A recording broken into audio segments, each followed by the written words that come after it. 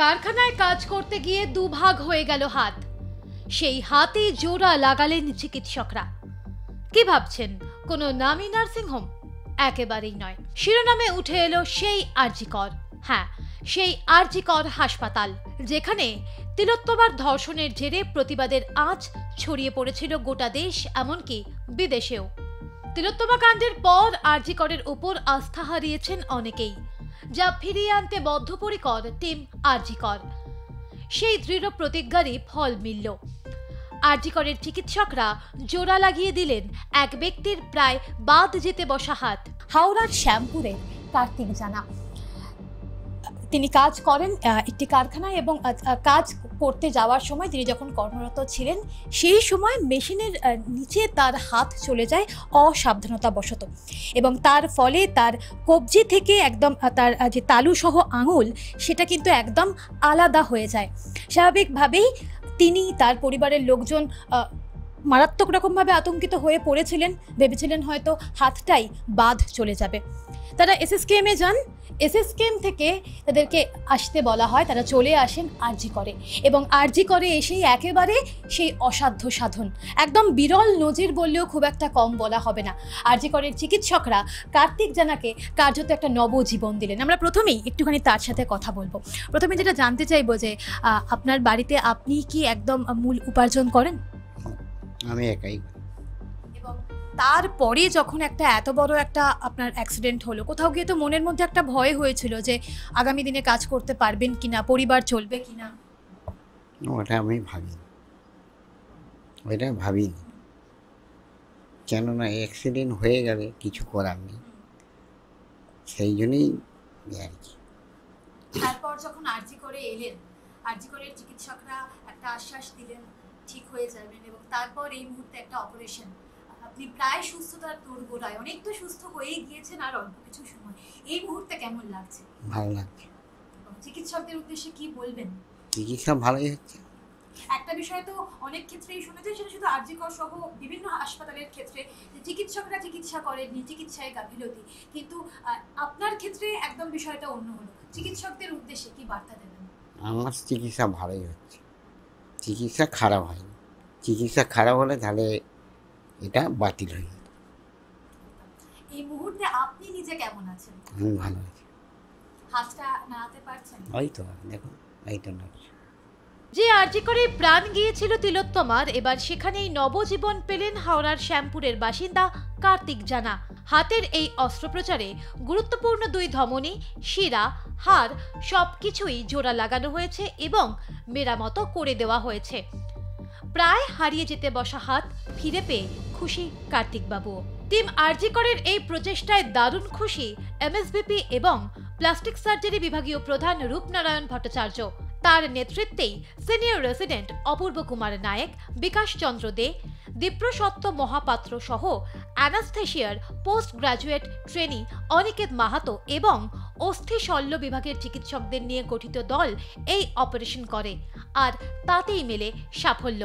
It's a huge caliber from the team of plastic surgery, obviously assisted by the team of orthopedicians and team of anesthesia. এবং এই surgery combined এফোর্টের জন্য যেটা ওনার হাতটা যেটা উনি ফেরত পেতেন, আমি যেটুকু জানি from the search that there was some damage in the tendons and some vessels, এবং সেটা পুরোপুরি স্যাররা করে দিয়েছেন, এবং পরে একটা ফলো আপ সার্জারি করতে হয় যেখানে টেন্ডন রিপেয়ার হবে পরবর্তীকালে। But team RG Kar is coming back. The best part of the story is that RG করে এরকম অপারেশন আগেও হতো, আবার হচ্ছে, এবং we are coming back very fast. And আমরা আশা করবো যে পেশেন্টের যে কোনো রকম সমস্যা টিম আরজি কর will fight back and will solve any problems. আজকে যেমন আমরা স্যার রূপ স্যারের নেতৃত্বে এইভাবে আমরা একটা রিপেয়ার করতে পেরেছি, আমরা এক্সপেক্ট করব ভবিষ্যতে এরকম আরও অনেক অপারেশন করে সাধারণ মানুষ, যারা খুব নিডি মানুষ, এবং যে কোনো মানুষের সব রকম চিকিৎসা পরিষেবা টিম আরজি কর দেবে, এই অঙ্গীকারবদ্ধই হলাম আমরা।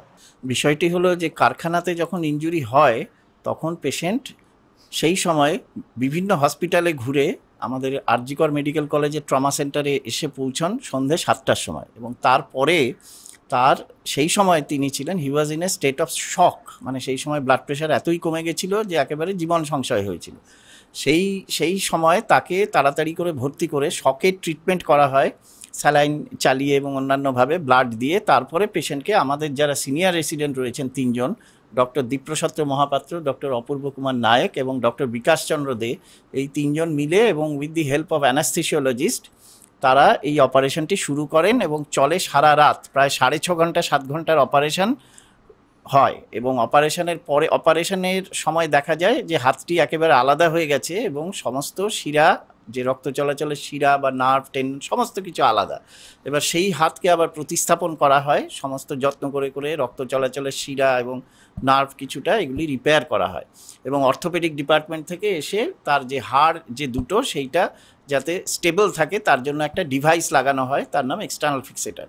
এবার তার পরবর্তীকালে patient was shifted to our ICU, আমাদের ডিপার্টমেন্ট অফ প্লাস্টিক সার্জারিজ, এবং পরবর্তীকালে খুবই ক্রিটিক্যাল কন্ডিশন পেরিয়ে আজকে এই 14-15 দিন বাদে পেশেন্টের হাত এখন স্টেবল, পেশেন্ট অল্প অল্প আঙুল নাড়তে পারছে এবং আমরা আশা করছি আগামী 1-1.5 মাসের মধ্যে আমরা এর যে সেকেন্ড স্টেজ, মানে হাত তো টিকে গেল, এবার হাতকে যে কর্মক্ষম করা সেই অপারেশনগুলি করব।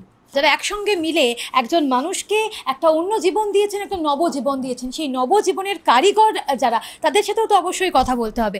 এরকম একটা কৃতিত্ব, তার সেই কৃতিত্বের একটা অংশীদার আপনিও, কেমন লাগছে প্রথমে জানতে? ভালো লাগছে, সব থেকে এটাই ভালো লাগছে বেশি যে একজন কর্মঠ মানুষকে আমরা তার হাতটা, যেই হাতটা প্রায় চলে যেতেই বসেছিল, সেই হাতটা আবার তাকে পুনরায় প্রতিস্থাপন করতে পেরেছি এবং সেই হাতটা দিয়ে সে হয়তো ভবিষ্যতে পুরোপুরি কাজ করতে না পারুক, নর্মাল হাতের মতো আংশিক তো অবশ্যই পারবে।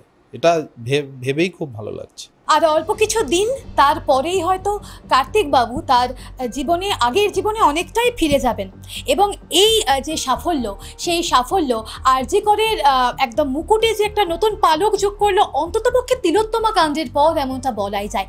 এবং সরকারি হাসপাতালের পরিষেবার ওপর সাধারণ মানুষ মাঝে মধ্যেই কিন্তু একটা অনাস্থা প্রকাশ করেন, কিন্তু এরকম কিছু ঘটনা, এরকম কিছু অসাধারণ নজির প্রমাণ করে দেয় যে সরকারি হাসপাতালই কিন্তু সাধারণ মানুষকে, তাদের যে কোনো রকম সমস্যাকে সারিয়ে তোলার ক্ষেত্রে একটা অগ্রণী ভূমিকা আগেও পালন করে এসেছে, এই মুহূর্তেও পালন করবে এবং আগামীতেও করবে। ক্যামেরায় উৎস রায়ের সঙ্গে সায়ন্তিকা বন্দ্যোপাধ্যায়, আর প্লাস নিউজ, কলকাতা।